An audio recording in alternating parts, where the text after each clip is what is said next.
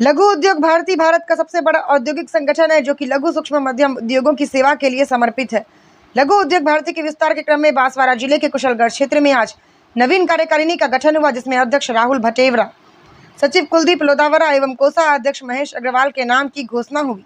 यह चित्तौड़ प्रांत की 66वीं व राजस्थान प्रदेश की 181वीं इकाई है। इस कार्यक्रम में मुख्य अतिथि के रूप में लघु उद्योग भारती के अखिल भारतीय संगठन मंत्री श्री प्रकाश चंद्र जी का प्रवास हुआ। प्रकाश चंद्र जी ने अपने उद्बोधन में कहा कि एमएसएमई एवं छोटे कुटीर उद्योग भारत की अर्थव्यवस्था की सदा से ही रीढ़ रहे हैं। परंपरागत रूप से भारत उद्योग प्रधान देश रहा है। प्रत्येक घर में एक उद्योग स्थापित था और वही भारत को औद्योगिक रूप से सशक्त बनाता था। विदेशी आक्रांताओं ने जब भारत को सोने की चिड़िया के रूप में इन छोटे उद्योगों के कारण से प्रतिष्ठित होते देखा तो षड्यंत्र पूर्वक उन्होंने भारत को कृषि प्रधान देश बताते हुए सभी को उद्योगों से वंचित एवं दूर करने का प्रयास किया, परंतु अब भारत स्वावलंबन और स्वदेशी की ओर अग्रसर हो रहा है। इन उद्योगों के माध्यम से ही भारत पुनः विश्व की सबसे बड़ी अर्थव्यवस्था के रूप में स्थापित होगा। उन्होंने पंच परिवर्तन पर बोलते हुए सभी को नागरिक कर्तव्यों के पालन हेतु आह्वान किया। कार्यक्रम में लघु उद्योग भारती के प्रदेश अध्यक्ष योगेंद्र शर्मा, प्रदेश उपाध्यक्ष पवन जी गोयल, प्रदेश कार्यकारिणी सदस्य दशरथ सिंह तंवर, प्रांत महामंत्री प्रवीण गुप्ता, प्रांत उपाध्यक्ष महेश उपाध्याय बांसवाड़ा, अध्यक्ष अनिल जी मोटानी, खंड संचालक कैलाश राव उपस्थित है। संचालन चार्टर्ड अकाउंटेंट कोतुल पडियार ने किया एवं अन्य गणमान्य उद्यमी बंधु उपस्थित रहे। अतिथियों का स्वागत ललित गोलेचा, राजकुमार प्रजापत, मुकेश अग्रवाल, योगेश भाई, दादम चंद, गोविंद दातला आदि ने स्वागत किया।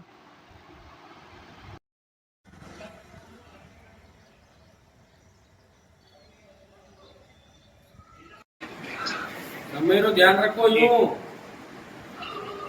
कितनी देर टेंशन बनतो रहेगा आई जाओ।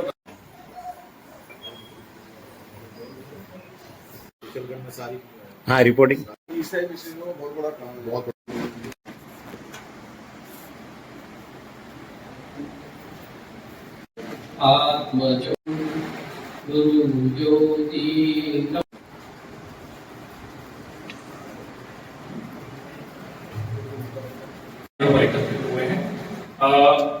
हमारे मध्य हमारे अतिथि मंच पर आसीन हो गए हैं, निवासी हैं। आपका गिट्टी प्रेशर का उद्योग है, पूर्व में चित्तौड़ प्रांत अध्यक्ष दायित्व का निर्वहन कर चुके हैं। हमारे बीच में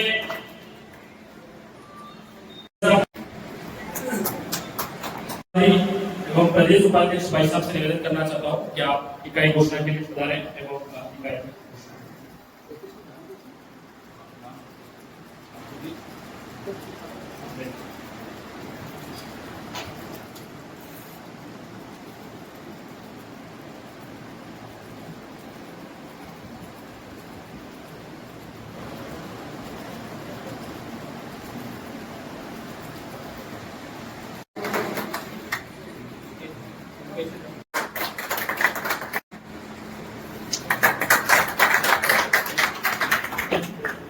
नहीं तीनों आ जाओ साइड। जो कार्यकारिणी उनको बहुत बहुत बधाई, शुभकामनाएं।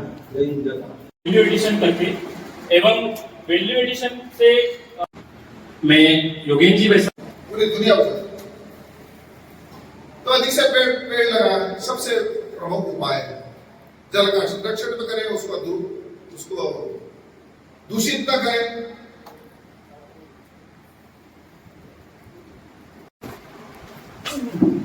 बहुत बहुत धन्यवाद कार्यक्रम की अगली कड़ी में मैं नवीन इकाई के अध्यक्ष श्रीमान राहुल जी भटेवरा से निवेदन करना चाहता हूँ कि आप नवीन इकाई के सदस्यों के कार्य एवं चेक भाई साहब को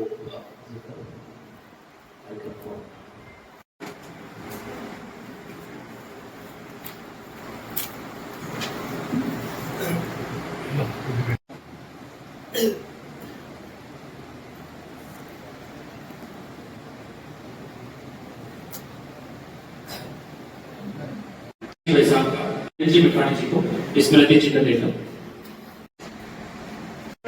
युवा शक्ति भी बैठी हुई है, इनका भी मैं बहुत बहुत धन्यवाद विनम्र से अर्पित करता हूं। साथ ही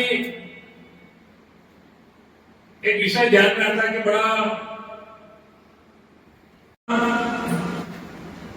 अपने आप में एक विमान स्वरूप तो है ही, क्योंकि बड़ी विकट परिस्थितियां हैं यहाँ की। सबसे बड़ी परिस्थितियां जैसे भाई साहब आए होंगे ट्रांसपोर्टेशन की, सड़कों की देखी होगी, बड़ी ट्रांसपोर्टेशन यहाँ पर करना, यहाँ पर बैठकर। साथ ही पानी जमीन इसकी भी समस्याएं तो है ही, लेकिन हम विश्वास में है कि अगर हमें थोड़ी सी भी संभावना है, 1% भी संभावना है, तो उस 1% को 100% अपनी काबिलियत से करने का प्रयास करेंगे।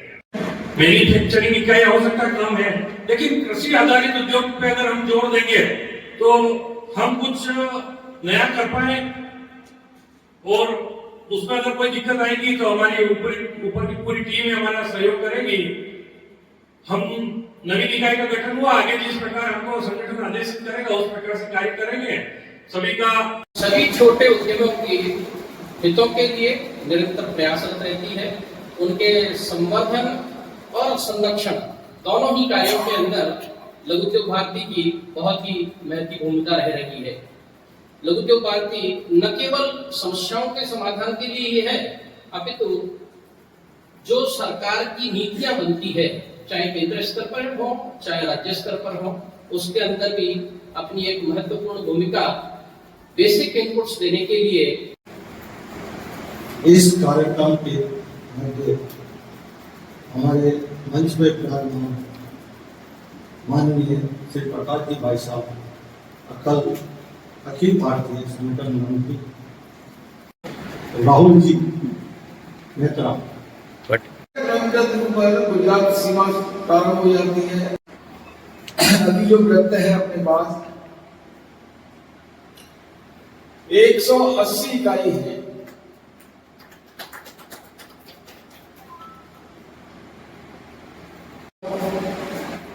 एक अभी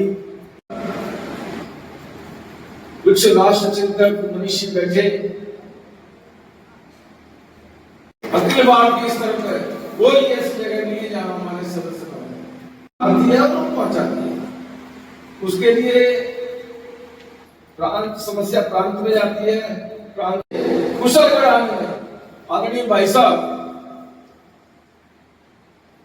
कल रात को ट्रेनिंग अपने मासिक बैठक, अपना स्थापना दिवस, विश्वकर्मा जयंती, पॉल्यूशन और हमारी जो परंपरा से रीढ़ी हटते रहे हैं छोटे उद्योग, तो छोटे उद्योग जितने हैं फलेंगे फूलेंगे आगे बढ़ेंगे, उतना ही हमारा देश आर्थिक दृष्टि से विकेंद्रित होते हुए समृद्ध हो।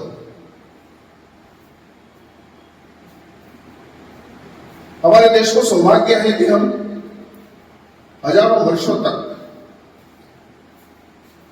आर्थिक दृष्टि से हमने दुनिया का नेतृत्व किया। एक 250 पौने 300 वर्ष का कालखंड छोड़ दें, अंग्रेजों का जब आगमन हुआ हमारे देश में, अब ये सोने की चिड़िया का जो विशेषण हमको मिला, ये कोई लूटपाट करके किसी दूसरे देश को, निर्माण की प्रक्रिया हर घर में चलती थी। हमारे देश में जो बाहर के लोग आए दुनिया के अनेक देशों से, कोई पैसा आए को खाई में कुछ न कुछ वेरिएशन का काम होता है। वन फैमिली वन इंडस्ट्री, हर परिवार औद्योगिक परिवार। औद्योगिक परिवार का मतलब कोई बहुत बड़ी मशीनें थी, चिमनी थी, इलेक्ट्रिसिटी थी, ऐसा बिल्कुल नहीं। अपने हाथों के हुनर से उस समय दुनिया की जो जरूरतें थी उनको पूरा करते थे, अच्छा से अच्छा माल बनाकर। आधी दुनिया को अंग्रेज जब आए तब हम कपड़ा पहनाते थे, और जो कपड़ा पहनाते थे आज दुनिया की कोई मशीन, बड़ा वृक्ष, विशाल वृक्ष क्यों न हो, और उसकी जड़ें खोखली हो जाती है तो उसमें फल लगते हैं, न छाया होती है, न पर्यावरण को शोधन करने की क्षमता होती है, ना आंधी तूफान का सामना करने की क्षमता होती है। अंग्रेजों ने यही काम किया। हमारी